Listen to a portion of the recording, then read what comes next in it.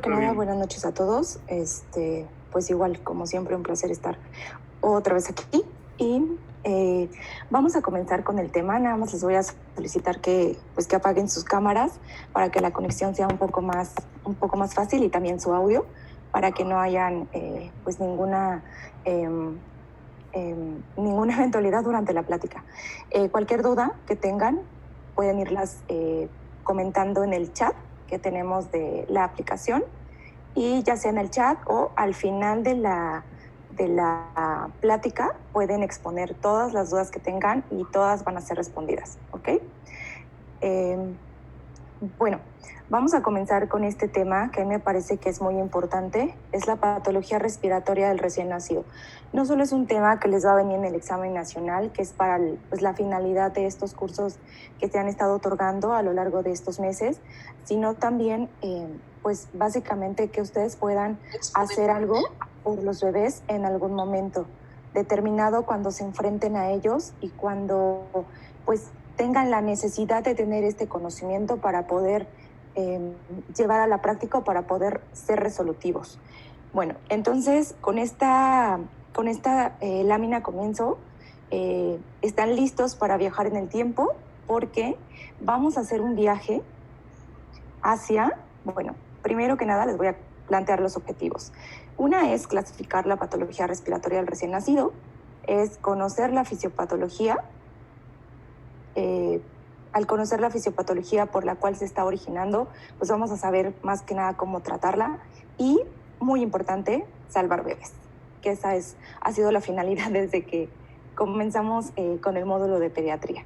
Entonces, pues básicamente es lo que necesitamos.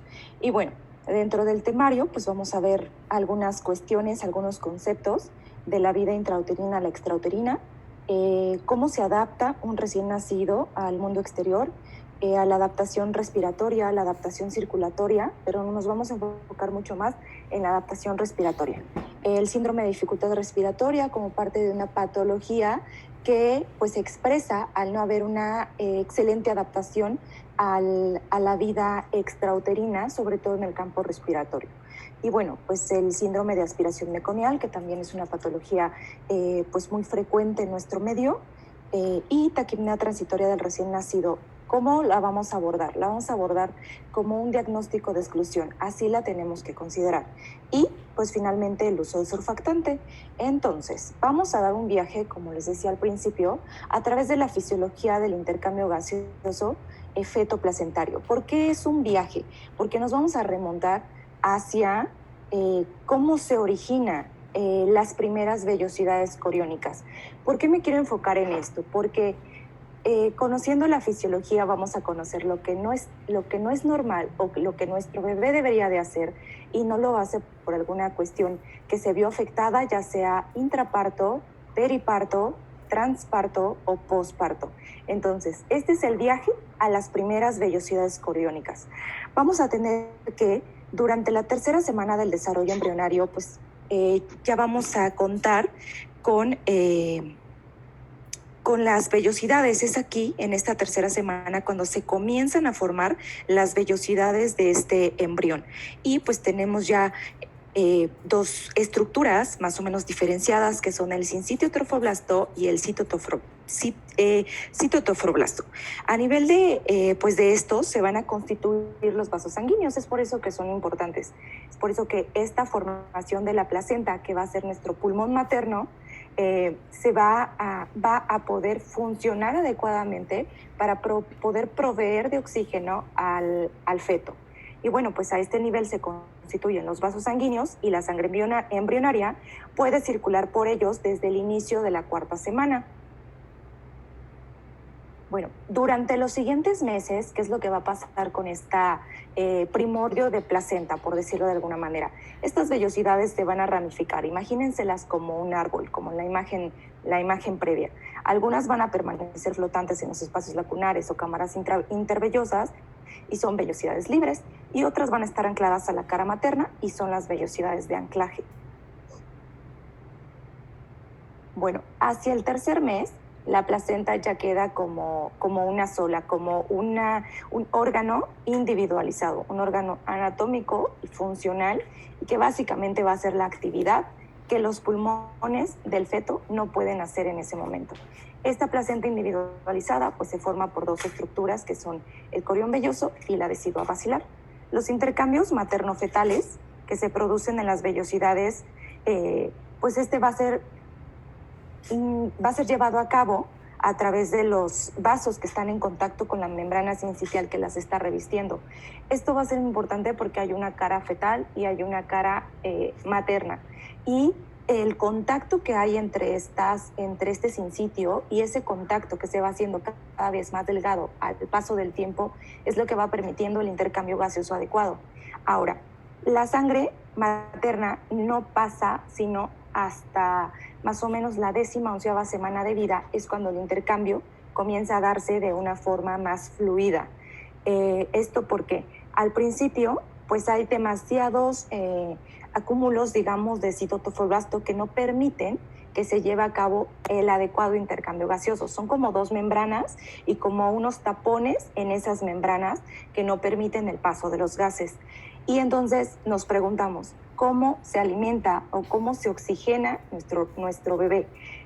Pues se oxigena a través del líquido pulmonar, y esa es como parte fundamental de su nutrición, y a través de el moco, la mucosa que se secreta en esos pequeños espacios, y eso son lo que nutre a nuestro bebé. Es una nutrición histiotrofa, no hematotrofa, como sería ya cuando la sangre empieza a circular a través de estas vellosidades coriónicas. Y bueno, finalmente la sangre penetra en los espacios intervellosos a gran presión. Aquí tienen mucho que ver las presiones y pues bañan así todas las ramas del tronco velloso. Posteriormente, la sangre venosa regresa a la circulación materna a favor de la disminución de las presiones diastólicas en las cámaras intervellosas que están aquí. Entonces, este es un juego en el que la placenta o la circulación placentaria es una circulación bastante abundante, es un flujo bastante abundante con presiones disminuidas, a diferencia de la circulación fetal o placento umbilical, en la que las presiones están más aumentadas, pero el flujo es un poquito más disminuido. En relación a la circulación materno-fetal y la respiración, es por eso que les puse este preámbulo, para poder saber cómo se forma y por qué nuestro bebé se oxigena de cierta manera y qué es lo que pasa cuando esta oxigenación no es adecuada. Ese es el punto de la plática. Y bueno, en relación a esto, tenemos que pues el flujo placentario varía en ciertas circunstancias, varía incluso a través de los trimestres. Hay ocasiones en las que este flujo es mucho más elevado y en ciertos momentos ese flujo va a tener que disminuir. Aumenta sobre todo durante los movimientos activos y los movimientos respiratorios del feto. Esto va a ser una parte muy importante porque para que un bebé pueda respirar adecuadamente cuando nace, necesita que sus pulmones se hayan formado de una forma adecuada, vaya. Entonces, ¿qué pasa cuando esto no se da? Cuando hay una alteración en ese periodo en el que no se forman adecuadamente los pulmones, tenemos lo que llamamos patología respiratoria del recién nacido. Algunas son transitorias y otras las vamos a ver que pues pueden corresponder a malformaciones precisamente pulmonares, como hernias diafragmáticas, que es lo que se da pues en la etapa embrionaria. Y bueno, los vasos umbilicales carecen de inervación, es lo que les comentaba hace rato. Al carecer de inervación, no se puede medir de alguna manera las presiones que se están utilizando. ¿Cómo miden entonces las presiones los vasos umbilicales y los vasos maternos? Lo miden a través de, el control de las resistencias placentarias va a depender básicamente de factores locales, hormonales y sistémicos fetales a través de las presiones. ¿Por qué hormonales? Porque va a influir, van a influir algunas sustancias vasodilatadoras como prostaglandina E2, algunas sustancias como el óxido nítrico, que va a ser demasiado importante incluso para el tratamiento de algunas de las patologías respiratorias, y hormonales a través de los estrógenos y progesterona que ocasionan la vasodilatación. Hay otras hormonas y otras enzimas que, si bien no generan vasodilatación, generan vasoconstricción a nivel materno y a nivel fetal de la circulación, y esto genera que en sí se lleve a cabo pues una homeostasis. Esto es lo que les decía, cuáles son estos factores que ayudan a mantener las resistencias placentarias. Dentro de ellas encontramos las prostaglandinas, y dentro de ellas, de las más importantes, la E2, también encontramos las prostaciclinas y el óxido nítrico. Y esto lo que va a generar finalmente es una autorregulación, y es lo que el feto necesita para poder llegar a término, y después de que llegue a término del embarazo pueda vivir y pueda satisfacer sus necesidades de oxígeno, porque sus necesidades de oxígeno in útero son muy poquitas. La PO2 in útero al principio del primer trimestre es de 20, al final es de 60. Entonces estas variaciones que se van haciendo a través del tiempo, por eso les decía que es un viaje hacia atrás para saber qué es lo que sucede y qué es lo que yo voy a esperar cuando reciba un recién nacido y esté presente dificultad respiratoria. Y bueno, la transferencia de oxígeno hacia el feto se produce después de una serie de procesos. Son procesos complejos, de alguna manera. Interviene la difusión de oxígeno procedente de la sangre materna a través de esa barrera placentaria que se formó por un mecanismo de gradiente físico-químico. Y aquí a un lado, en la tablita de la derecha, ustedes pueden ver cómo la sangre materna tiene muy distinto tanto nivel de PO2, tanto nivel de hemoglobina, tanto capacidad de oxígeno, saturación de oxígeno, contenido de oxígeno, la presión parcial de CO2, que también es importante porque varía mucho en relación a la sangre umbilical fetal, tanto de la vena como de la arteria. Y esto es importante porque cuando obtengamos a un bebé, no esperemos, como les decía en algunas pláticas anteriores, no esperemos a que el bebé esté saturando al 100%. Tenemos que esperar que al menos sature 60, 65%, y después esta oxigenación vaya incrementando y el bebé pueda vencer todas esas resistencias y todos esos mecanismos contrarreguladores que no le permitiría, de cierta manera, adaptarse al medio externo. Entonces, el transporte de oxígeno hacia los tejidos fetales por el sistema, se transfiere a través del sistema cardiovascular del feto. Sabemos que tenemos una circulación fetal y posterior al nacimiento la circulación cambia, y de esta manera, al cambiar la circulación, también va a ir cambiando la forma en la que el bebé se va a oxigenar, porque entonces ya va a utilizar sus pulmones como su principal reserva de oxígeno, o como la maquinaria que le proporciona oxígeno pues en un 90-100%, y ya deja de depender de la sangre materna o de la circulación materno o útero placentaria. Entonces, en esta tablita lo que les quería comentar es que influyen muchos factores. En este caso, pues también influye que el bebé tiene una cantidad de hemoglobina mucho mayor que la de un adulto. Sabemos que tiene 16, 18 de hemoglobina en un recién nacido normal, y que esta pues va a ser utilizada precisamente para que en su vida intrauterina mantenga la mayor cantidad de oxígeno posible para oxigenar todos sus tejidos a través de la sangre que está pasando por la madre. El gasto cardíaco aproximadamente de una madre, el gasto placentario, es el 20% del gasto cardíaco de una mujer embarazada se lo lleva a la placenta, pero del bebé el 50% de su gasto cardíaco está pues en esa placenta precisamente, y eso tiene que cambiar. O sea, básicamente dependemos la mitad de toda nuestra vida de nuestra mamá, tanto in útero como extrauterino. Entonces, más extrauterino, unos más que otros, pero pues sí dependemos mucho de ese tipo de circulación. Y también depende de que la hemoglobina es distinta a la hemoglobina del adulto, las cadenas que mantienen esa hemoglobina formada con la hemoglobina fetal. La hemoglobina fetal es mucho más afín al oxígeno, lo cual cuando nace el bebé no le favorece. Sin embargo, aquí entran sus mecanismos de autorregulación, contrarregulación, para poder establecer pues una oxigenación adecuada postnatal. Entonces, continuando con esto, vamos a saber por qué los bebés responden demasiado, o más bien tienen un cierto mecanismo de protección a la hipoxia. Esto pasa ¿por qué? Porque previo al nacimiento se da un preacondicionamiento del feto con su placenta. Si se dan cuenta, en el primer trimestre tenemos demasiadas células, citotrofoblasto endovascular y citotrofoblasto intersticial. Y en el segundo trimestre esto varía. ¿Por qué? Disminuyen esa cantidad y entonces la barrera entre el endotelio materno y el endotelio o los capilares fetales va haciendo una relación mucho más estrecha y por lo tanto la cantidad de oxígeno y de dióxido de carbono que se puede transportar a su través va a ser distinta. Entonces va a ser diferente, va a ser mucho mayor esa cantidad. Y ese es el preacondicionamiento placentario, tanto del feto como de la placenta.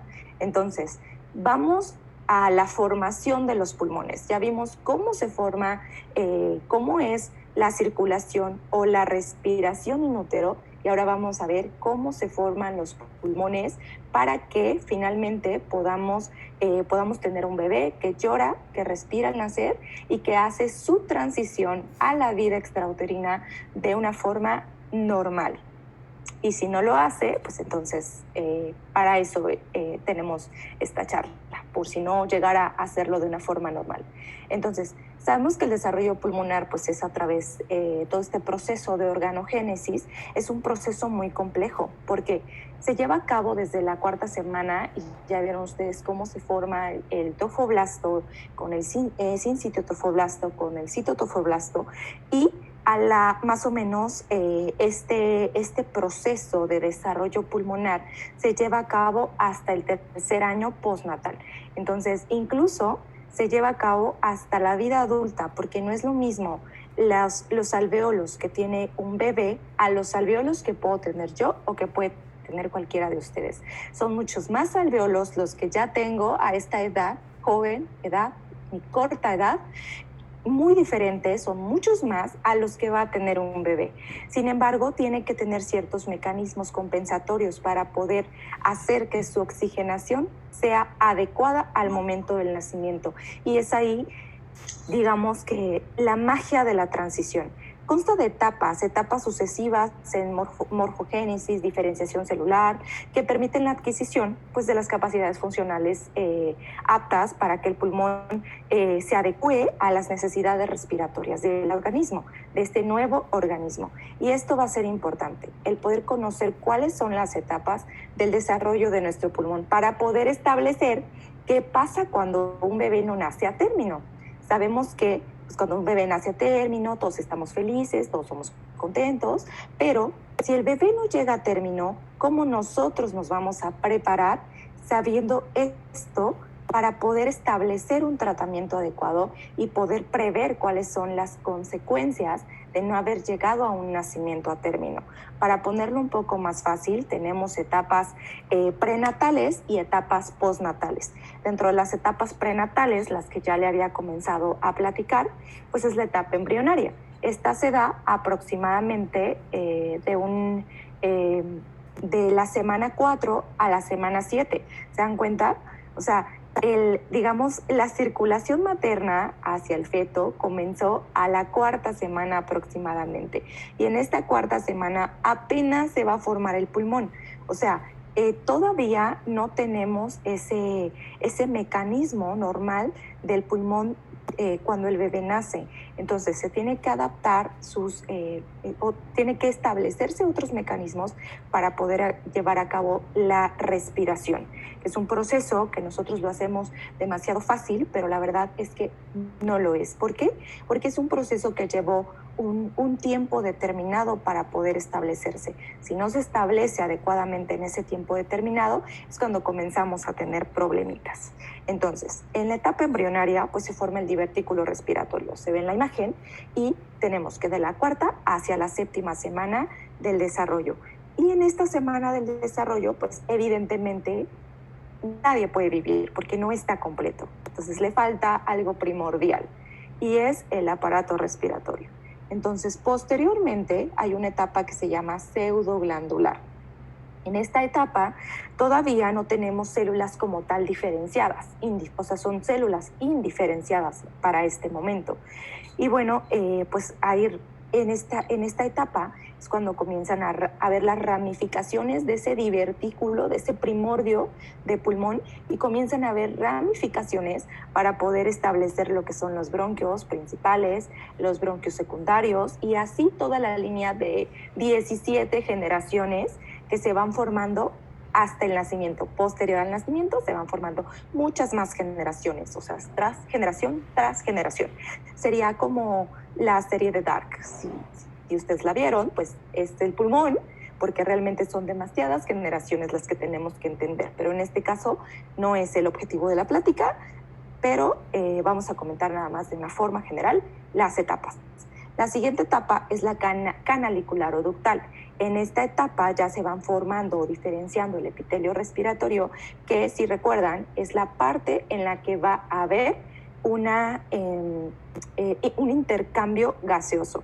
Entonces se empiezan a formar, y en esta etapa de la 17 a las 25 semanas es cuando comenzamos a ver estos alvéolos, que todavía no son como tal los alvéolos respiratorios, pero son alvéolos que pueden llegar a ser funcionales de alguna manera. ¿Por qué? Porque también aquí, en la semana 20, que se atraviesa en esta etapa, va a comenzar el desarrollo de algo principal para nuestras patologías respiratorias, llamada surfactante. ¿Por qué? Aquí pues hay división de las vías aéreas, diferenciación del epitelio respiratorio. Esa diferenciación del epitelio respiratorio de neumocitos tipo 1 a neumocitos tipo 2 es lo que va generando que en algún momento se dé la producción de surfactante. Esa producción de surfactante pues va a ser, digamos, la piedra angular tanto de la fisiopatología como del tratamiento de algunas patologías respiratorias. Y posteriormente, bueno, tenemos que pensar que en México pues sí tenemos una sobrevida de bebés prematuros de 24 a 26 semanas que todavía llegan a nacer y a tener un pronóstico relativamente bueno en México. En Estados Unidos, en otros países, tal vez la sobrevida sea un poco mayor que la nuestra, pero pues bueno, las secuelas con las que contamos pues sí va a determinar mucho, o se va a ver muy determinado por el manejo que nosotros implementemos. Y posteriormente el periodo sacular o la etapa sacular, en la que ya hay ampliación de los espacios aéreos periféricos, hay diferenciación de las células epiteliales, ya hay mayor producción de surfactante. Aquí va a ser muy importante porque de esta manera podemos determinar cuál es el surfactante que nos sirve. ¿Nos sirve el surfactante que se crea a las 28 semanas? ¿O nos sirve el surfactante que tenemos después de las 30 semanas? ¿Por qué? Porque tanto en calidad como en cantidad va a otorgar una predisposición para cierta patología, ¿no? En este caso SDR.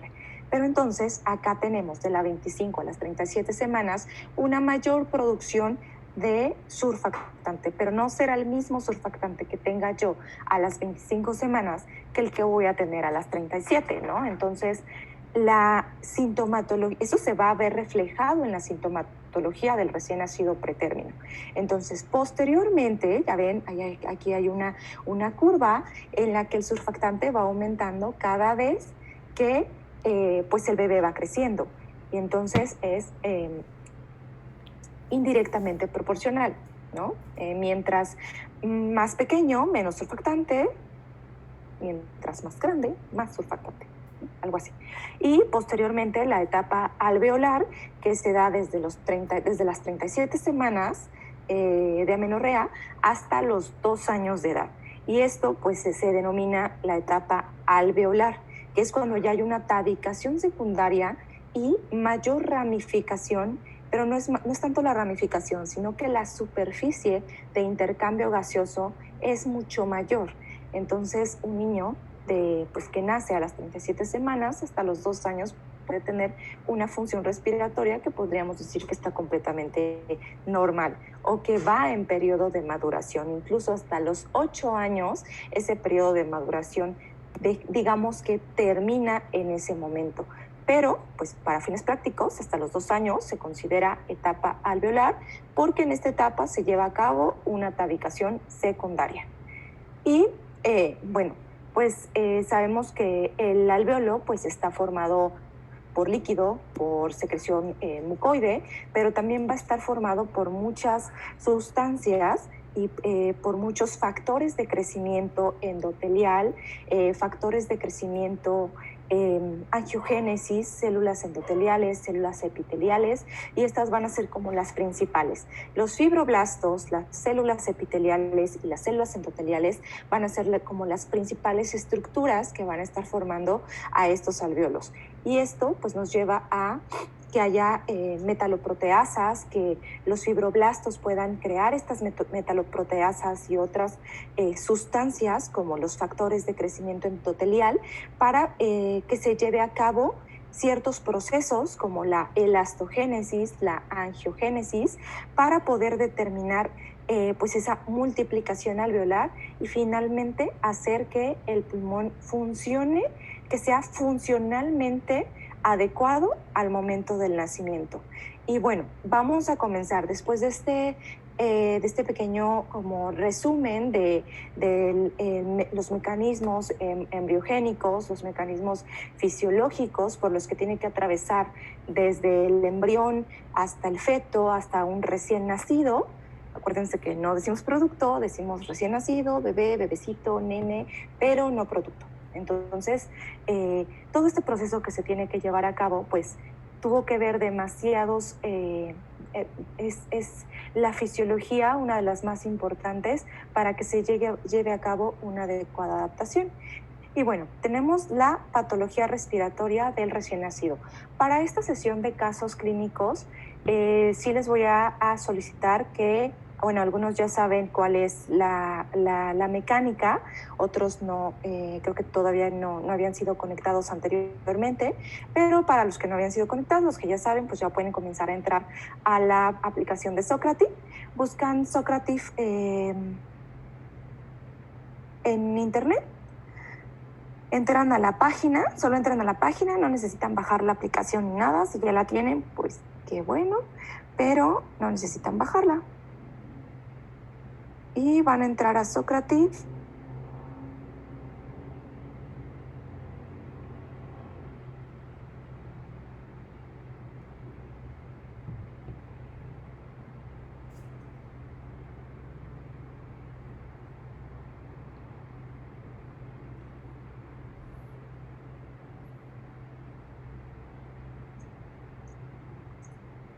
Se va a ver así. Y aquí, en esta parte, ponen el nombre que dice Hernández 5139 en mayúsculas, en esa parte de ahí. Y nos unimos a la clase.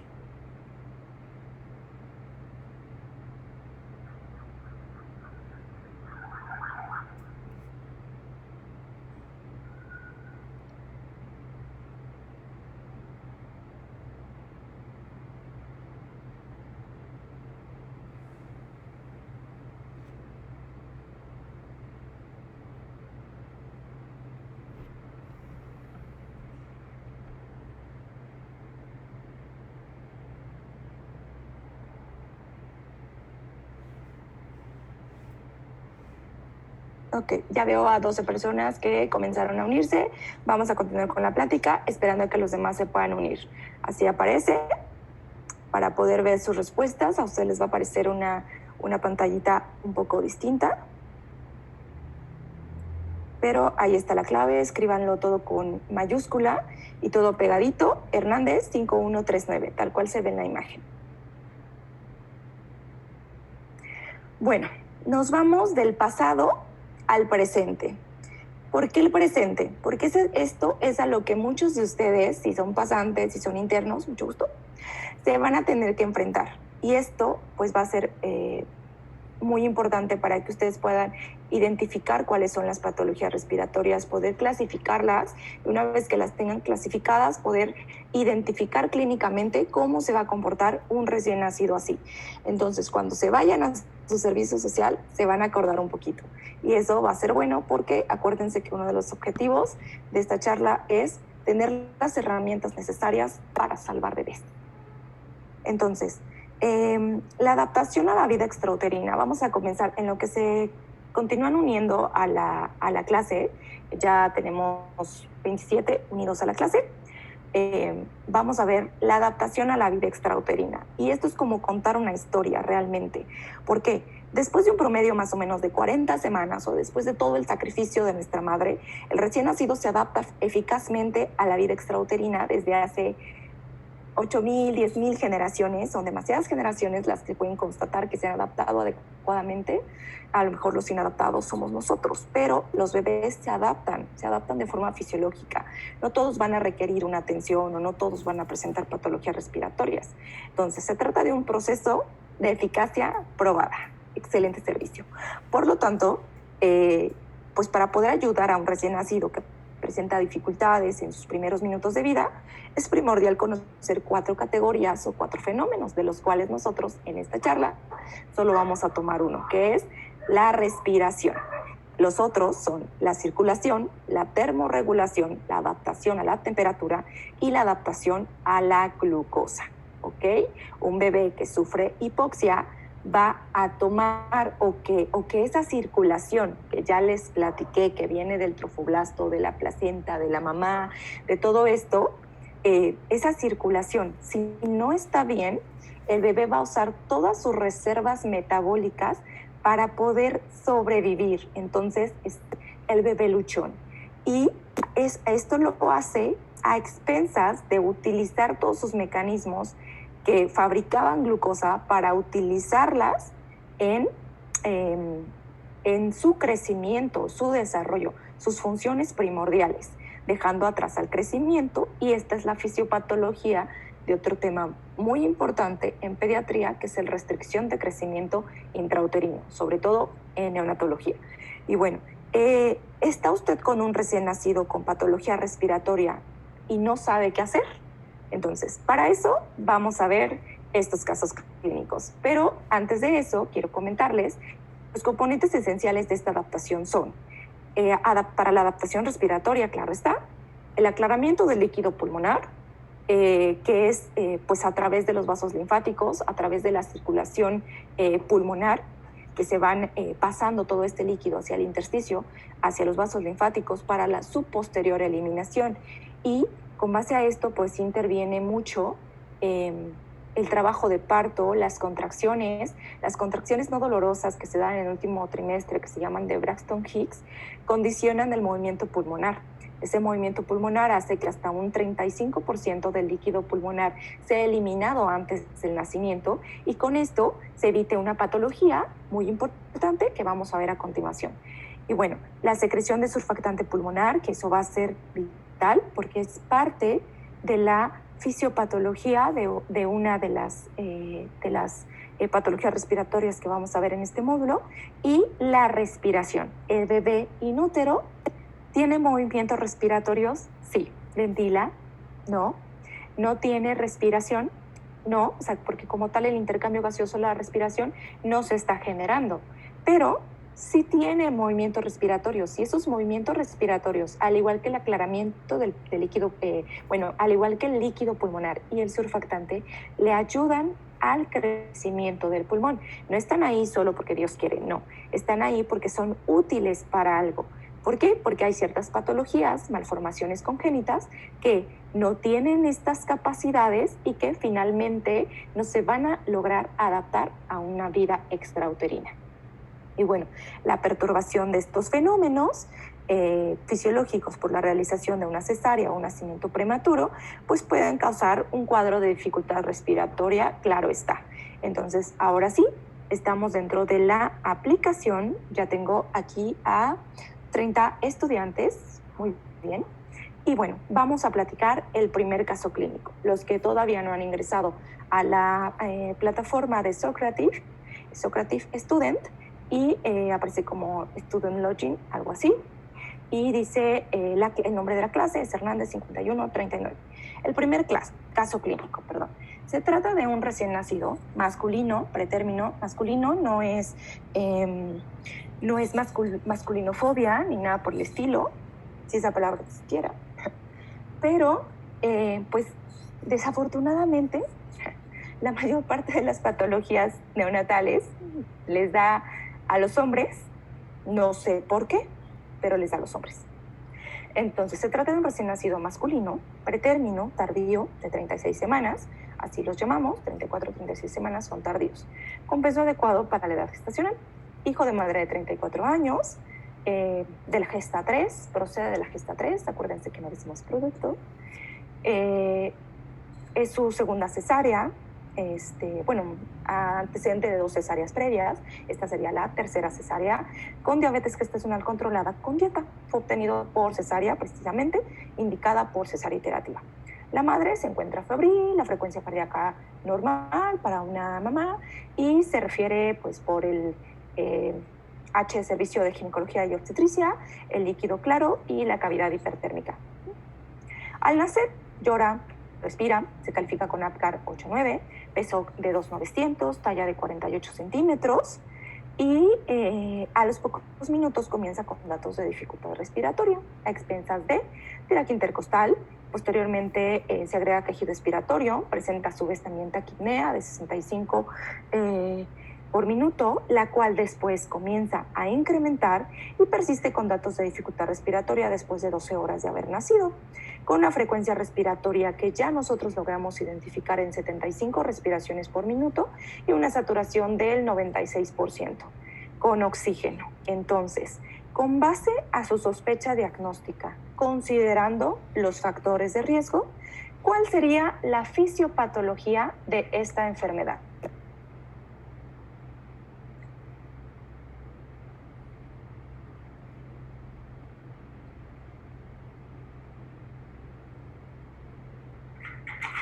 Ya pueden comenzar a contestar.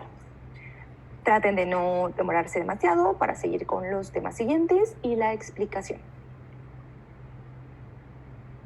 En cuanto conteste un poquito más de la mitad, vamos a ir haciendo la realimentación.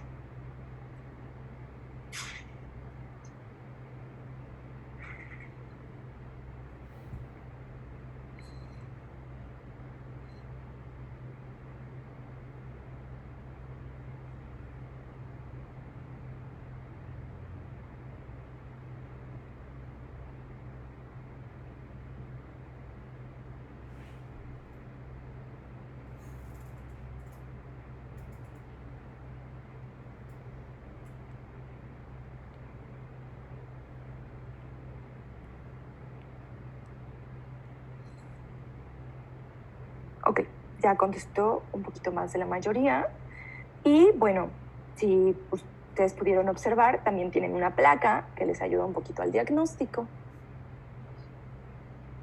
Y la respuesta correcta es la C. Dificultad en la eliminación del líquido pulmonar como fisiopatología de esta enfermedad. Y un 46% respondió adecuadamente. ¡Yay! Entonces, la respuesta correcta es la C. C de casa. C de coronavirus. Y bueno, antes de catalogar a un paciente con taquipnea transitoria del recién nacido, debemos descartar SDR, neumonía. Espérenme tantito. Ajá. Ya está. Antes de catalogar a un recién nacido con taquipnea transitoria del recién nacido, debemos descartar síndrome de dificultad respiratoria, neumonía, aspiración de meconio, neumotórax, alteraciones que también cursan con dificultad respiratoria. ¿Esto es cierto o falso?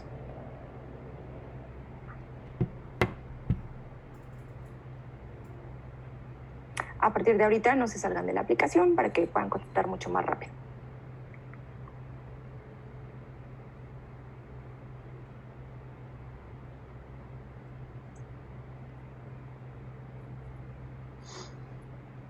bueno, ya contestó la mayoría contestó bien, exacto, es cierto.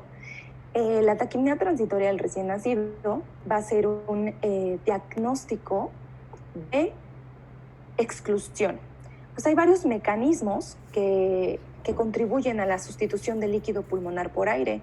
Se ha demostrado que pues algunas maneras de sustituirlo es pues la cantidad de líquido pulmonar, como les comentaba al principio, disminuye hasta en un 35% al final de la gestación. Posteriormente, los efectos de la compresión del tórax ante los movimientos uterinos o contracciones uterinas originan también pues el paso durante el paso del feto por la vía genital. No es tan importante, pero sí ayuda un poco a esa compresión para poder hacer una eliminación completa o transitoria de ese líquido. Y pues, ¿qué interviene en esto? Intervienen los canales de cloro, los canales de sodio-potasio, esas compuertas de sodio-potasio en las que hay un pues intercambio o un decremento de ese sodio, incremento a nivel intersticial, para poder por difusión atraer toda esa agua hacia el intersticio y que pueda ser eliminado a través de los capilares del bebé. Entonces, esto va a ser importante dentro de la fisiopatología de la taquipnea transitoria del recién nacido, es la falta de eliminación del líquido pulmonar.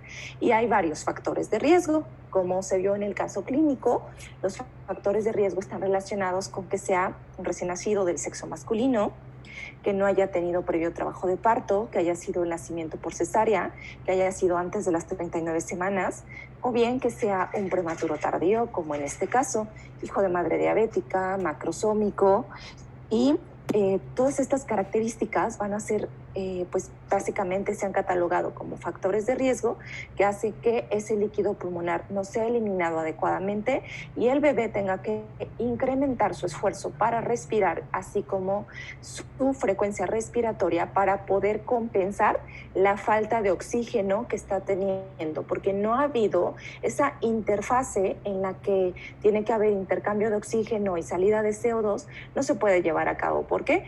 Porque el pulmón o los alvéolos específicamente, que están demostrados en esta imagen, los alvéolos, en lugar de estar llenos de aire, están llenos de agua.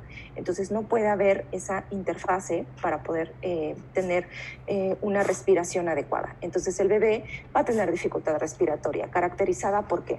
Porque tiene quejido. El bebé se queja, decimos, bueno, hay un dicho en pediatría que bebé que se queja, bebé que se aleja. Y eso es importante, ¿por qué? Porque el bebé con el quejido está haciendo un cierre de su glotis para poder hacer su propio PEP. ¿Qué es esto? Es la presión es al final de la expiración. Es la presión al final de la expiración. Esa presión al final de la expiración finalmente lo que va a hacer es que su alvéolo se mantenga distendido, se mantenga abierto. Entonces el bebé va a tratar de compensar a través de la dificultad respiratoria y es lo que nosotros tenemos que identificar. ¿Por qué les menciono siempre, bueno, esta ya es otra pregunta, pero por qué les menciono siempre que la taquipnea transitoria es un diagnóstico de exclusión? Porque primero tenemos que descartar que no sea cardiópata, en primer lugar, que no tenga neumonía. En este caso, les quise confundir un poco con que la cavidad uterina estaba hipertérmica, pero la cavidad uterina de alguien que ha estado en trabajo de parto puede estar hipertérmica, es algo muy subjetivo. Pero la mamá no tenía otro dato de coriomionitis, entonces no chupes eso. Entonces podríamos decir que es normal, no. Podríamos decir que es normal la cavidad, que tenga la cavidad hipertérmica. Las mujeres que están en trabajo de parto la pueden llegar a tener hipertérmica o es la simple sensación subjetiva del operador, ¿no? Entonces ahí tratamos de confundirlos un poco, pero sí hay que descartar que ese bebé no tenga neumonía. ¿Cómo lo descartamos? Pues pusimos una radiografía en el que pues sí hay características específicas en esa radiografía, que es la sobredistensión pulmonar. Tiene un pulmón grande, una caja torácica grande, y vamos a ver al bebé como si fuera así, el pecho de una paloma. Al ver esto, pues clínicamente podemos determinarlo. La otra circunstancia es que tarde más de 12 horas. ¿Por qué? Porque si tarda 6 horas es una adaptación pulmonar. ¿Estamos de acuerdo? Un bebé no tiene por qué tener datos de dificultad respiratoria o progresar a mayor dificultad respiratoria si solo se tratara de una adaptación pulmonar. El síndrome de adaptación pulmonar descrito en algunas bibliografías no existe como tal porque no es un síndrome de adaptación, es una adaptación normal, es la fisiología del bebé. Entonces no existe como tal, pero lo podemos diferenciar viendo que si el bebé, esa dificultad respiratoria disminuye o remite durante las primeras 6 horas de vida, podríamos decir que el bebé no presenta patología alguna, es una transición normal, solo le costó un poquito más, como a todos nos cuesta la vida, al bebé también.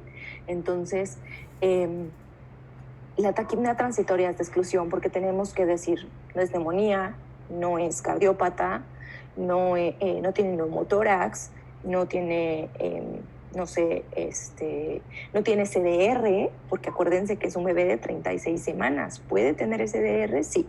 Por inactivación del surfactante, por falta de surfactante, que en este caso, pues acuérdense que se concluye hasta las 37 semanas, por falta de ese surfactante, entonces puede tener muchas cosas. Entonces podemos diferenciarlo porque tomamos una radiografía, clínicamente ya vimos qué está pasando, tomamos una radiografía, en esa radiografía aparecen datos de sobredistensión pulmonar o de que el volumen pulmonar es de normal a incrementado, vemos los arcos costales rectificados, vemos los hemidiafragmas aplanados. Los hemidiafragmas aplanados podemos verlo mejor en una radiografía lateral de tórax y vemos un poco de, no podemos decir infiltrados porque no tenemos ojos de patólogo, tenemos que decir radiopacidades, ¿no? Vemos radiopacidades o imágenes sugestivas de infiltrados que no sobrepasan la silueta cardíaca.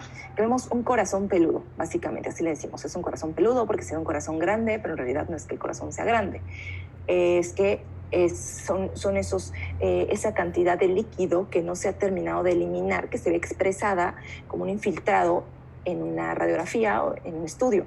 Y pues si nosotros hiciéramos un estudio con eco, podríamos ver que hay edema pulmonar, no se logran ver las líneas A, porque en el estudio ecográfico, ¿por qué? Porque hay una gran cantidad de agua, que hasta cierto punto es normal, pero hay un momento en el que se diferencia la parte superior de la parte inferior del pulmón en el eco, en el que podemos determinar que no es completamente normal, que dentro de su transición algo le está fallando. ¿Y cuál sería el tratamiento de esta patología? Pues el tratamiento es proporcionar oxígeno, si es necesario, CPAP, que es parte de ventilación no invasiva, o bien si hay ciertos criterios para poder determinar que es candidato a ventilación mecánica, ¿ok?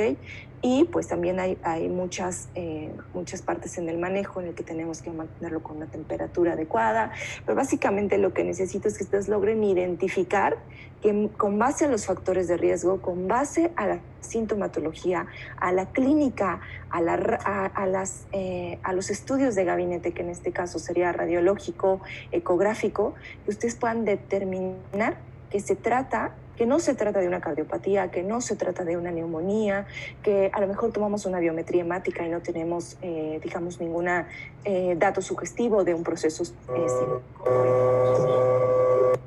Ouch, hay un ruido ahí. Y esas circunstancias son las que a nosotros pues, nos van a ir dando pie a que podamos descartar otras enfermedades para en sí quedarnos que fue una chirulera, taquipnea transitoria del recién nacido, que se va a quitar en 96 horas, de 3 a 5 días. Si no se quita, entonces sí, córrele porque es algo distinto. Entonces se tiene que quitar, tiene que quitarse solita, ayudada por nosotros, evidentemente, para que el bebé no colapse, pero pues eso es una parte importante, ¿ok?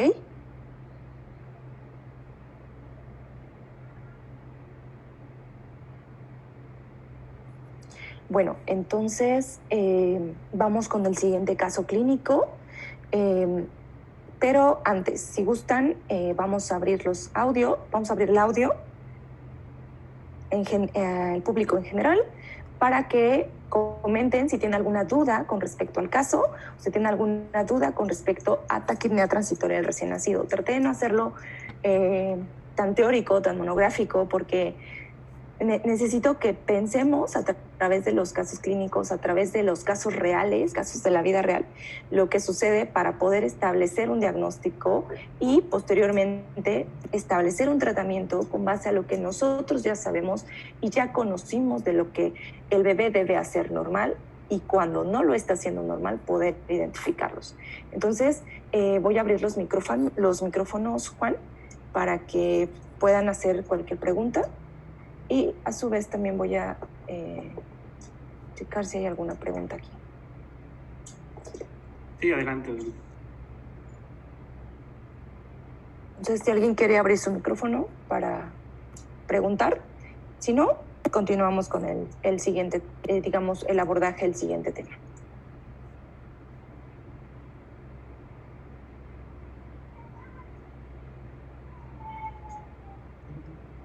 Al parecer no hay nada en el chat.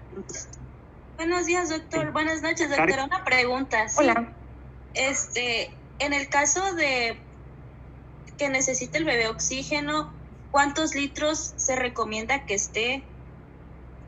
Ok, esa es una pregunta importante. ¿Por qué?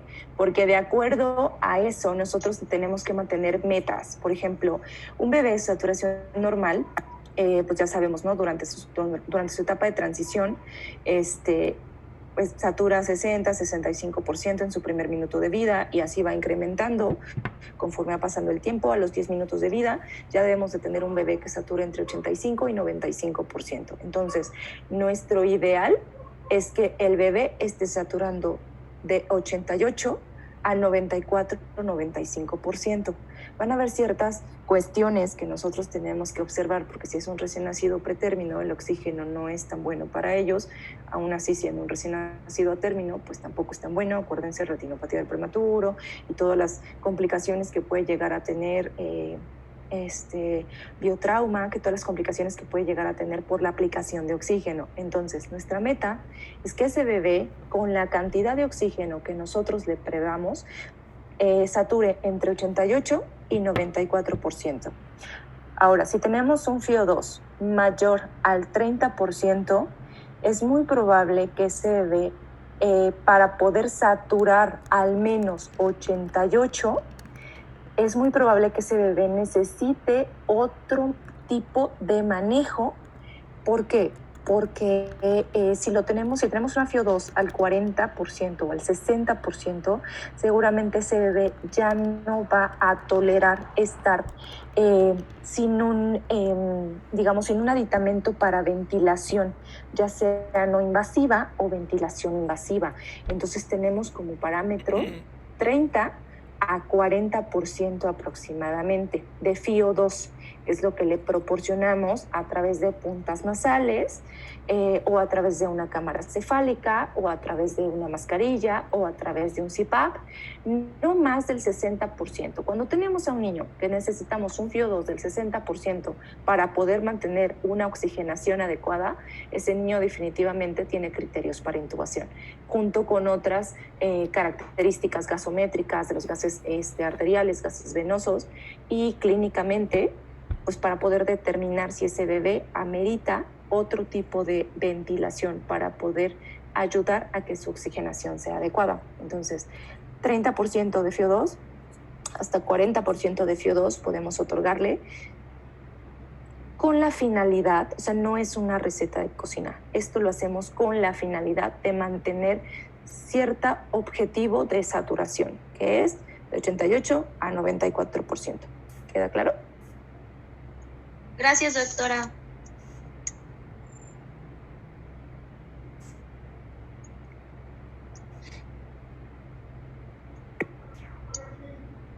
Gracias.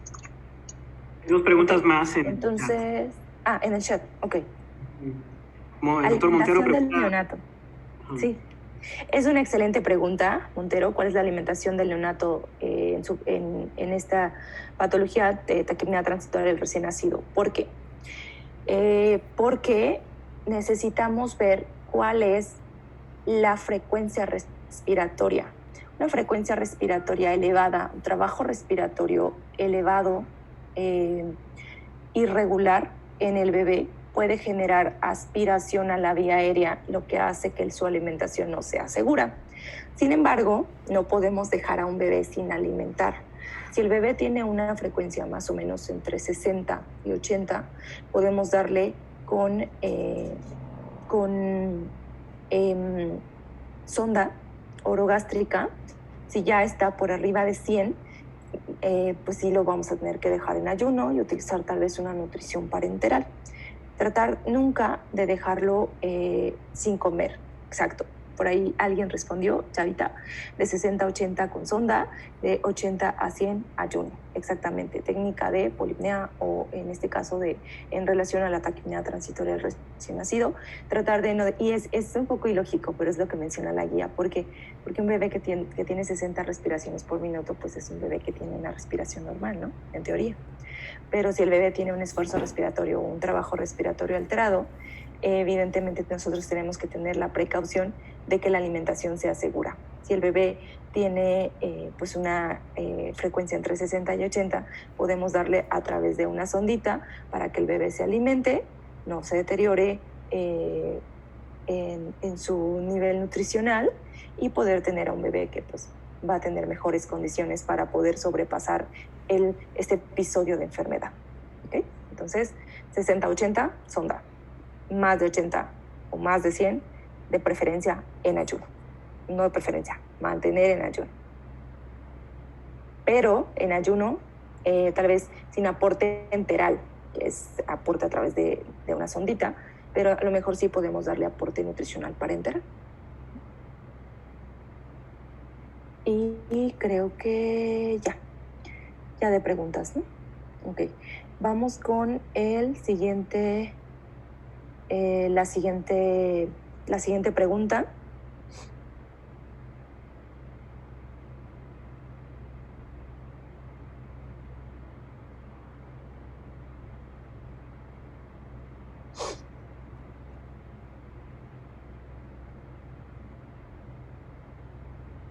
Ya está. Nuevamente conectamos y bueno, se trata de una paciente femenino pretérmino, 32 semanas, hija de madre de 22 años, se procede de la primera gesta, referida 2 semanas antes con infección de vías urinarias la madre, con un ego sugestivo de infección. Urocultivo no reportado, ultrasonido renal normal, comienza con amenaza de parto pretérmino, culmina con el nacimiento prematuro por cesárea, tras 4 horas de ruptura prematura de membranas y con un registro cardiotocográfico categoría 2, un registro no determinado, eventualmente con algunas variaciones en el trazo. Y bueno, pues al nacer no llora, no respira, amerita maniobras de reanimación, responde a la estimulación con llanto débil. Sin embargo, su frecuencia cardíaca es menor de 100, se le administra un ciclo de ventilación con presión positiva, comienza con taquipnea durante sus primeras 2 horas de vida, quejido audible, tiraje intercostal muy evidente, disociación tóraco-abdominal leve, aleteo nasal sutil y retracción esternal leve. ¿Qué Silverman le darían a este paciente? Vamos a esperar a que conteste la mayoría. Una vez que conteste la mayoría, cambiamos a la siguiente pregunta.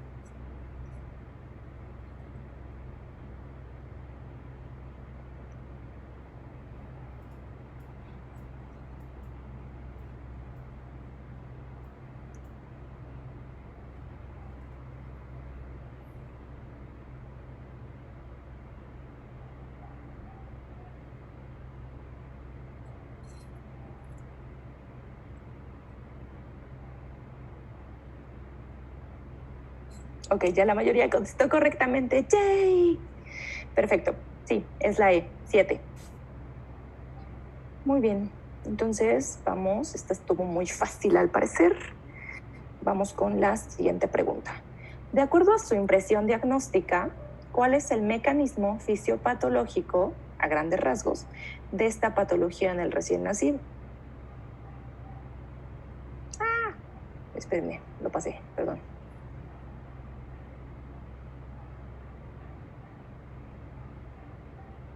Ya. Entonces, de acuerdo a los datos de este bebé, de sus datos clínicos, ¿cuál sería la impresión diagnóstica? una vez que piensen en la indicación diagnóstica, me van a decir cuál es el mecanismo fisiopatológico.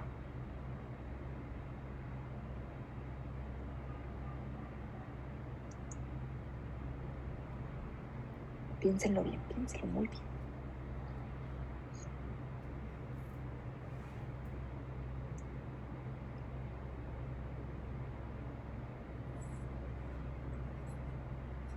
Ok, para agilizar un poco esto y poder ahondar en la explicación de esta patología, porque es un poco más amplia, vamos a responder la pregunta. Ya contestó la mayoría, 83% ha contestado correctamente. Deficiencia de surfactante. Esa es la respuesta correcta y la respuesta pues corresponde al inciso A. Perdón. Y bueno, siguiente pregunta. Nos vamos un poquito más rápido. La mayoría contestó correctamente. Muy bien.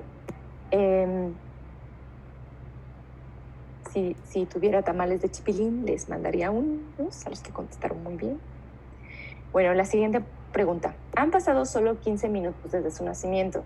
Tras evidentes datos de dificultad en un recién nacido pretérmino de 32 semanas, se refiere que en la madre no se aplicó maduradores pulmonares, esteroides.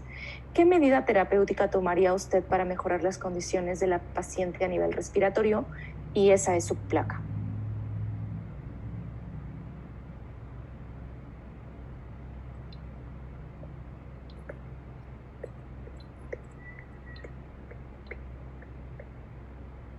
Tiene franco deterioro respiratorio. Y en ese momento llegó el radiólogo, le tomó la placa. Las opciones. No, Fanny, no te los puedes llevar. ¿Pueden apagar sus micrófonos, por favor? Perdón, sí. No abrí las opciones. Gracias, Juan. Ya abrí las opciones. Perdónenme. Entonces, respuestas. Aplicación profiláctica de surfactante. Aplicación de oxígeno suplementario. Ayuno. Acuérdense que todas pueden ser correctas, pero ¿cuál es la más correcta? Su criterio clínico de todo el entorno que está sucediendo en este paciente. Ayuno, soluciones, tomar una radiografía de tórax, aplicación de surfactante rescate, medidas de reclutamiento alveolar, intubación inmediata y manejo ventilatorio.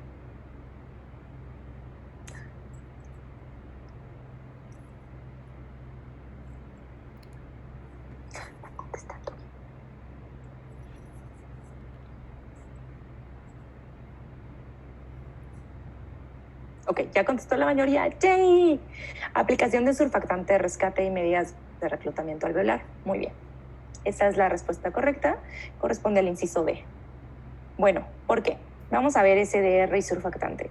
El síndrome de dificultad respiratoria es ocasionado por la inmadurez estructural y funcional pulmonar. Acuérdense, porque el surfactante comienza a formarse, más bien las células que van a formar el surfactante comienzan a formarse a las 20 semanas, ya hacia las 24, hacia las 17 a 24 semanas y de las 25 a las 37, comienza a formarse como tal el surfactante, tanto en calidad como en cantidad, progresivamente al paso del tiempo. Entonces, hay una inmadurez estructural y funcional, es de ambos, en calidad y cantidad está afectado, asociada a una deficiencia de surfactante, condicionando esto, un inadecuado intercambio gaseoso. Utilizar el surfactante exógeno de rescate, pues hay ciertas ciertas condiciones o ciertas indicaciones que nos marca la guía de práctica clínica, que es en menores de 30 semanas de gestación. ¿Por qué? Porque sabemos que esos bebés tienen una cantidad de surfactante bastante depletada y que finalmente no les va a alcanzar para poder funcionalmente hacer uso de ella. Y bueno, si no tiene respuesta al uso de presión positiva continua, profiláctica, es decir, tras la aplicación de un CPAP, que es parte del reclutamiento alveolar, y bueno, que requiere una cantidad de oxígeno mayor del 40%, que es lo que platicábamos antes en la pregunta previa, aunque era taquipnea, pero también se tiene entendido que si un bebé necesita más del 40% de FiO2, pues prácticamente no está básicamente oxigenando de una forma adecuada. Necesita algo más. Y no lograr una saturación arterial mayor del 90% o una PO2 mayor de 50. Y Bueno, pues recomendaciones se hicieron a través de las recomendaciones europeas, el consenso europeo para el manejo del SDR, que se publicaron por primera vez en el 2007, se actualizaron en el 2010, en el 2013 y en el 2016, y posteriormente la última actualización que salió en el 2019, y bueno, pues están respaldadas por la Sociedad de Investigación Pediátrica. Esto es importante porque acá nos marca cuáles son las medidas que nosotros tenemos que tomar. Primero, para mejorar el resultado y prevenir el SDR, porque sí se puede prevenir de alguna manera, comienza antes del nacimiento. ¿Cómo comienza antes del nacimiento? Pues las madres con alto riesgo de parto pretérmino, de menos de 28 a 30 semanas de gestación, deben ser transferidas a centros donde se le pueda tratar al bebé el SDR. Y bueno, los médicos deben ofrecer un ciclo de corticosteroides prenatales a todas las mujeres con riesgo de un parto prematuro. Cuando el embarazo pues, se considera potencialmente, el embarazo se considera potencialmente viable hasta las 34 semanas de gestación. Es decir, a las 34 semanas de gestación ya no tenemos que seguir administrando esteroides. ¿Por qué? Porque ya no le va a ser de ninguna utilidad. Y pues idealmente al menos 24 horas antes del nacimiento hay esquemas diferentes para poder iniciarlos, que son con dexametasona, betametasona. Idealmente utilizamos betametasona. ¿Por qué? Porque se ha visto que en estudios a largo plazo, dexametasona, por el vehículo que contiene el medicamento, podría generar un retraso en el desarrollo neurológico ya del niño en la posteridad. Pero pues también se utiliza. Si es lo que tenemos, lo podemos utilizar. Y la betametasona, pues no se ha comprobado que tenga implicación a nivel del neurodesarrollo y por eso es un poco más efectiva de alguna manera, pero ambas hacen para lo que nosotros necesitamos, que es la prevención del SDR, ambos tienen un mecanismo similar, idéntico. Entonces, se puede administrar un ciclo único de esteroides en el parto prematuro antes de las 32 semanas de gestación, si el primer ciclo se administró por al menos 1 o 2 semanas antes. ¿Cuántos ciclos de corticosteroides podemos utilizar prenatalmente? De esto, pues sí han habido varios artículos, varias revisiones que han salido, que podemos utilizar no más de 2. 2 son seguras, no incrementan la mortalidad.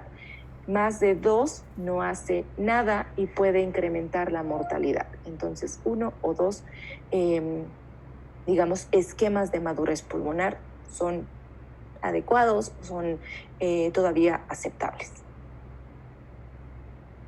Y bueno, en relación a la aplicación del surfactante, pues el surfactante pulmonar es un agente tensoactivo, permite reducir la tensión superficial aire líquido que hay tras el inicio de la ventilación al nacer. El bebé respira y entonces esa tensión superficial tiene que verse disminuida a través de esta sustancia que es el surfactante para que pueda haber una adecuada expansión del alvéolo y no solo que se quede, no solo que se expanda, sino que se quede expandido, que no se colapse.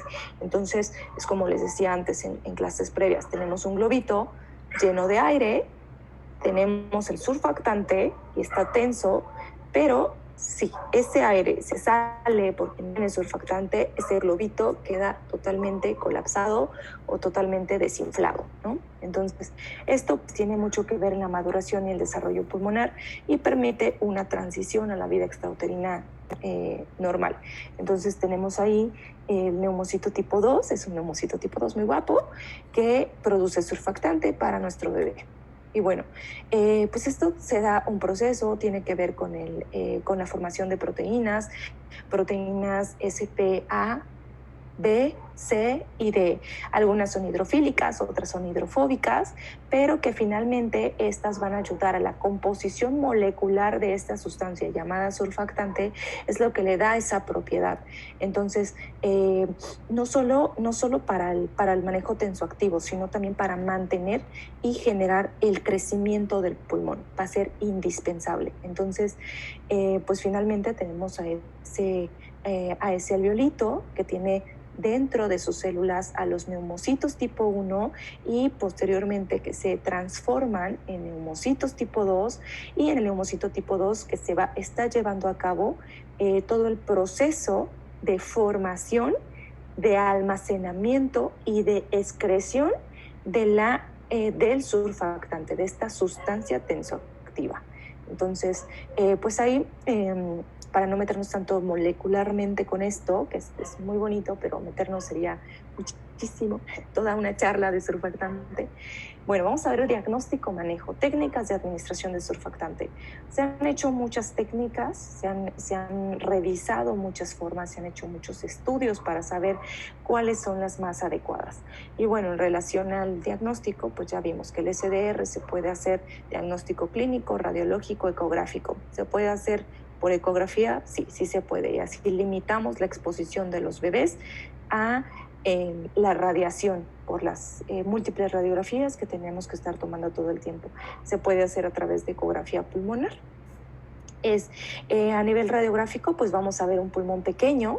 Clínicamente vamos a ver a un bebé que se queja durante sus primeras 2 horas de vida, comienza a quejarse, comienza a progresar con dificultad respiratoria, también con quejido, con disociación, con tiraje, con retracción esternal, con taquipnea, y entonces vemos que es un bebé prematuro, como el bebé del caso clínico, es un bebé que es un femenino, para ya no echarle tanto a los bebés masculinos, ahora puse un femenino, pero que pues es un bebé que básicamente no tiene una buena cantidad de surfactante.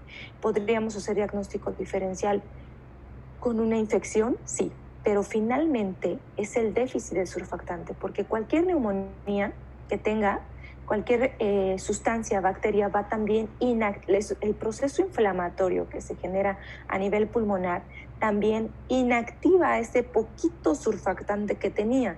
Entonces, al inactivarlo, pues si de paso no tenía casi nada, al inactivarlo, pues se genera mucha mayor la dificultad respiratoria. Entonces, sí puede tener una neumonía intrauterina por la infección materna que se corroboró, pero aparte de esa neumonía, pues su mecanismo principal que está ocasionando toda su patología es la deficiencia de ese surfactante. Entonces, clínicamente así vamos a ver al bebé.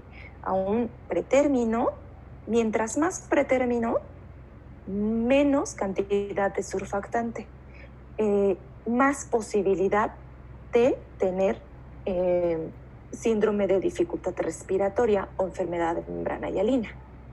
Entonces, en la radiografía, pues vamos a ver un pulmón pequeñito, pulmón chiquito, no un pulmón expandido como en el caso previo, vamos a ver un pulmón pequeñito y vamos a ver un pulmón que está, en su intersticio está todo completamente borrado. Incluso podemos ver desde infiltrado retículo granular, en los casos más leves, incluso podemos no ver nada, hasta ver una imagen totalmente ocupada, una imagen de vidrio despulido. Entonces, esas son las imágenes que a nosotros nos van a marcar la gravedad y, por supuesto, la gravedad clínica, gasométrica y radiológica. Entonces, ¿se puede administrar surfactante nebulizado? Esta también es otra pregunta que a mí me gusta mucho hacer, porque sí se puede, existe. Se han hecho pruebas ya del surfactante nebulizado, porque lo que se está tratando de hacer es como cada vez va incrementando la sobrevida de estos prematuritos, pero terminan con displasia broncopulmonar, terminan infectados, con múltiples catéteres, con múltiples alteraciones a causa incluso de la aplicación de surfactante, pues se ha tratado de hacer técnicas lo menos invasivas posibles, y esto es a través de la aplicación del surfactante nebulizado. Sí se puede, sin embargo, pues las guías nos comentan que todavía faltan algunos estudios para poder determinar, esperemos que para el 2021 o después de que encuentren la cura del coronavirus, la prevención del coronavirus o la vacuna, ya podamos tener surfactante nebulizado. Gracias. Y bueno, ¿cómo se aplica el surfactante? Hay distintas técnicas de aplicación de surfactante. Puede ser con una técnica MIST, que es una técnica mínimamente invasiva, una técnica LISA, que es una técnica menos invasiva, de acuerdo a sus siglas, INSURE, que es la más conocida, que es intubación, surfactante, extubación. Y la técnica INREXURE, que es también una técnica en la que intubamos, reclutamos, administramos surfactante y posteriormente extubamos. La finalidad de la administración del surfactante es que el bebé tenga una pues adecuada ventilación y que finalmente no necesite mantenerse ventilado mecánicamente, que podamos darle una técnica ventilatoria lo menos invasiva posible para limitar el daño pulmonar. Bueno, ¿cuál es la mejor estrategia de aplicación de surfactante? Los dejaré pensando mientras tomo un poco de agua.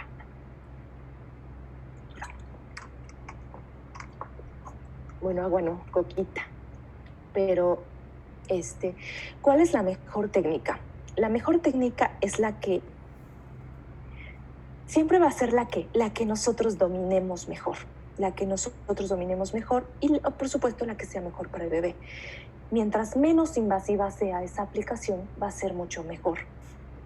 Tenemos distintos sondas para poder aplicar, incluso con una sonda de alimentación se puede aplicar el surfactante.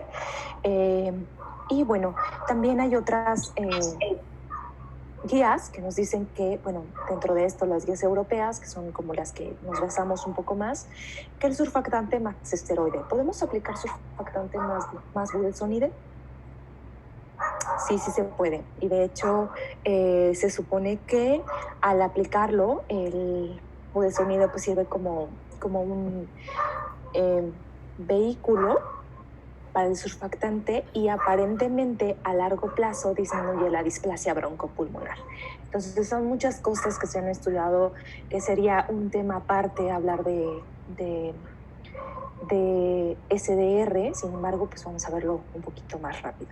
Hay distintos tipos de surfactantes sintéticos, naturales, de los que nosotros tenemos, que han sido sintetizados a través de fosfolípidos porcinos, que es Survanta, que es bovino, y Corosurf, que es porcino. Entonces, de acuerdo a esto, pues sí también tienen sus dosis y pues nada más es como, no vamos a ahondar demasiado en ellos. Sin embargo, pues sí, Survanta, Beractan, que son los nombres genéricos que podrían traer, o Beractan alfa, que es el Corosurf, son los más conocidos, los que en cualquier instituto podríamos llegar a tener. Y pues ahí vienen las dosis, 4 mililitros por kilo, y eso va a ser siempre, ¿no? 4 mililitros por kilo, ya, se lo saben. O 100 miligramos por kilo dosis. ¿Por qué 100 miligramos por kilo dosis? Porque el bebé precisamente cuando nace a término tiene aproximadamente esa cantidad en sus alveolos. Tiene casi 20 o 50 veces más surfactante que un adulto. Ajá, en eso sí nos gana el bebé. Entonces, pues tiene justo esa cantidad de surfactante aproximadamente, al menos es lo que se ha visto en estudios animales. Entonces esa es la que nosotros pues le ponemos, ¿no? Para que tenga de reserva.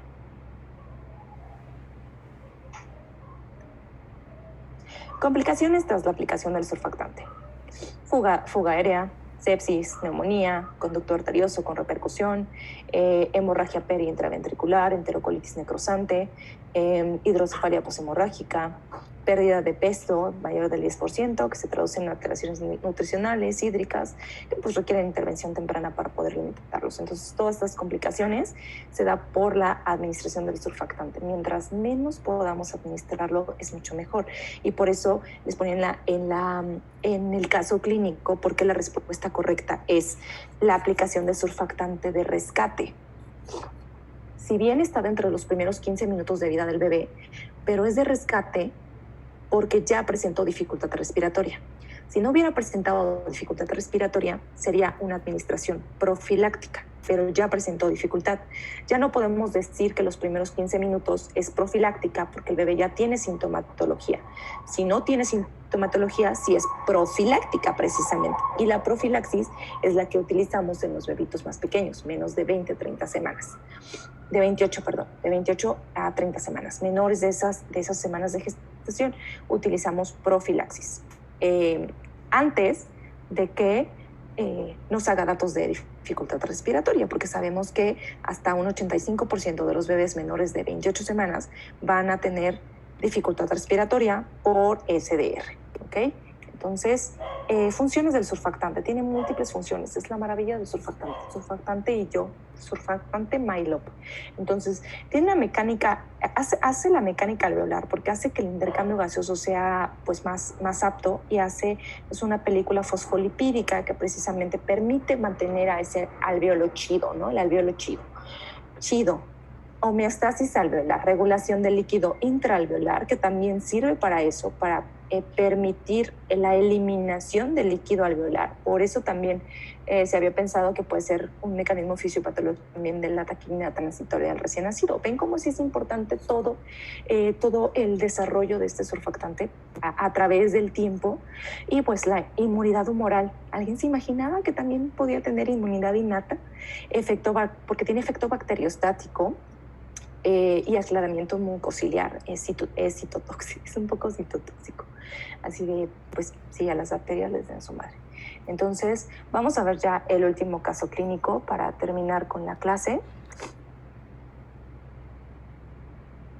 Y se trata de un paciente masculino de 41.6 semanas, la mamá de 26 años, se obtiene mediante cesárea por falta de progresión de trabajo de parto, evidencia bradicardia fetal, bajo anestesia general. Se obtiene menos de 5 minutos, se obtienen menos de 5 minutos, ¿no? Desde que se inició la anestesia general. Eso casi no pasa, casi nunca nos pasó.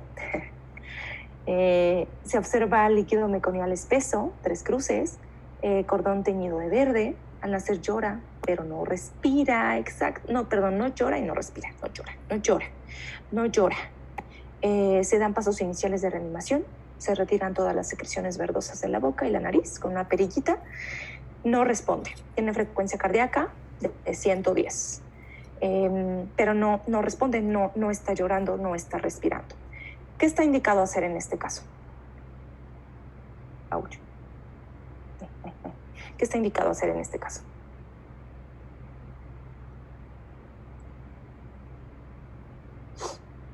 Colocar oxígeno en puntas, laringoscopia y aspiración de la vía aérea.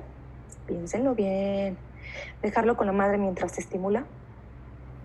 Dar ventilación con presión positiva a bolsa autoinflable y mascarilla. Piénsenlo bien. Ninguna de las maniobras son acertadas.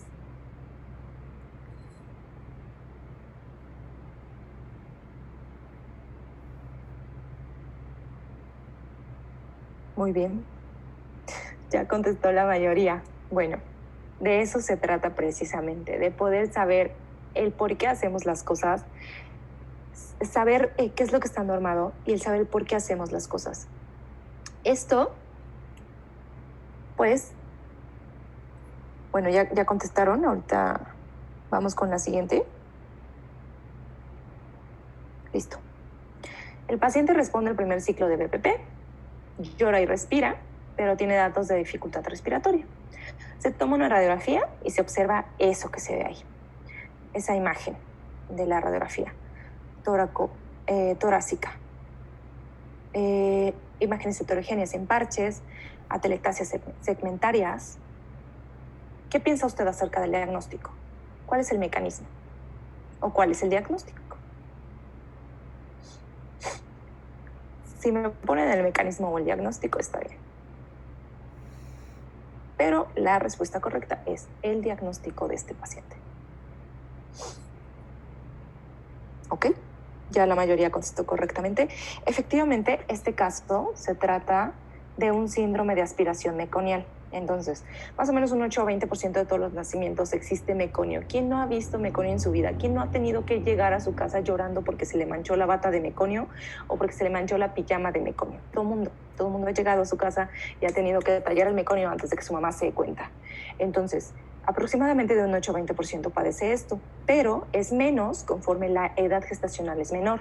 Por ejemplo, 3% a las 37 semanas, 13 a las 40, de 23 a 52, de más de 42 semanas. Por eso en este caso, que era un niño que recién nacido, que tenía de 41.6 semanas, pues es más factible que nosotros pensemos que ese bebé posiblemente ya tenía meconio. Y aparte tenía datos de sufrimiento fetal.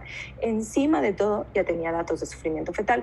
Entonces, ¿qué hace el sufrimiento fetal? O sea, ¿por qué se da el SAM? Porque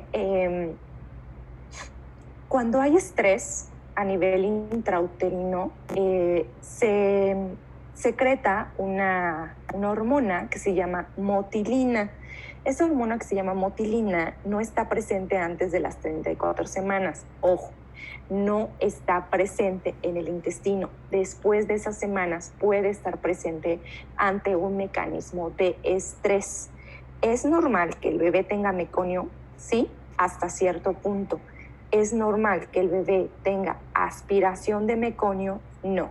Eso no es usual, no es normal, es una patología y puede llegar a ser muy grave e incluso dejar secuelas.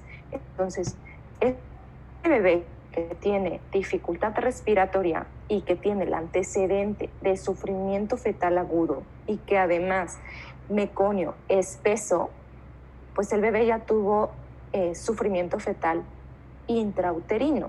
Entonces, ese sufrimiento fetal se dio, no sabemos, algo estaba sucediendo, a lo mejor el trabajo de parto no lo estaba tolerando, o algo estaba sucediendo que se debe, o bien las semanas de gestación que ya estaba muy prolongado, algo estaba sucediendo que ese bebé necesitaba nacer pues tal vez un momento antes, pero no lo logró, entonces tuvo meconio y tuvo que nacer con meconio. Entonces desarrolla SAM y pues no todos desarrollan SAM. Cuando no desarrollan SAM y solo tenemos meconio, pues se llama enfermedad meconial, pero no aspiración meconial. Entonces por esa razón se da el SAM, porque se genera esta hormona que se llama motilina, activa la peristalsis intestinal y el bebé expulsa meconio al líquido amniótico. Y el meconio pues tiene ácidos, tiene grasas y eso es tóxico, es muy dañino para los tejidos pulmonares. Entonces se da todo un proceso inflamatorio que va destruyendo a esos pequeños alvéolos y que va haciendo que la oxigenación no sea la adecuada. ¿Puede un bebé menor de 34 semanas presentar SAM? Sí, sí puede. Sobre todo cuando son pretérminos, muy pretérminos, incluso antes de las 34 semanas, antes de que se genere ese mecanismo fisiopatológico, es raro, pero está asociado a algunas infecciones como Listeria monocytogenes. Entonces tenemos que pensar en un niño prematuro que tuvo meconio, no es decir, se confundieron, no era meconio, no, a lo mejor sí era meconio y tenemos que darle medicamentos seguramente o tomar hemocultivos o identificar infección por Listeria monocytogenes. Entonces, la clínica de esta patología pues es dificultad respiratoria, taquipnea, cianosis, hipoxemia, desaturación, la habilidad al manejo clínico. Es un bebé que casi no se deja ventilar. Tenemos que llegar a la ventilación mecánica muchas veces. Hay criterios para poder llegar a la ventilación mecánica. Y en algunas ocasiones pues, se puede observar un incremento del diámetro anteroposterior del tórax. Y bueno, entonces vamos nuevamente ya para terminar, si alguien tiene alguna pregunta que hacer, ya sea a través del chat o ya sea que abran su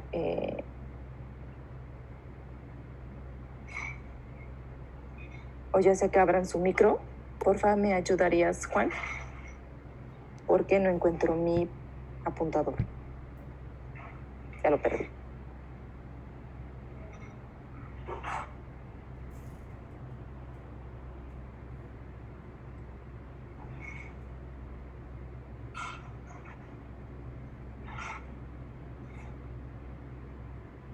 Ya perdí mi apuntador.